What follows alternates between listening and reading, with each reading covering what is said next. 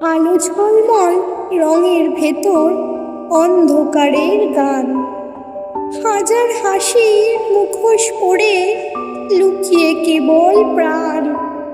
শরীর দিল প্রতিদিন তারা, মন তো পেল না দাম।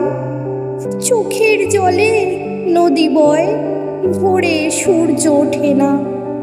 হাসির আড়ালে ব্যথার সুরে মুক্তি যে মেলে না। ভাঙা ডানায় পাখি যেমন আকাশ ছুতে চায়, তেমনি তারা মুক্তির স্বপ্ন বুকে লুকিয়ে যায়।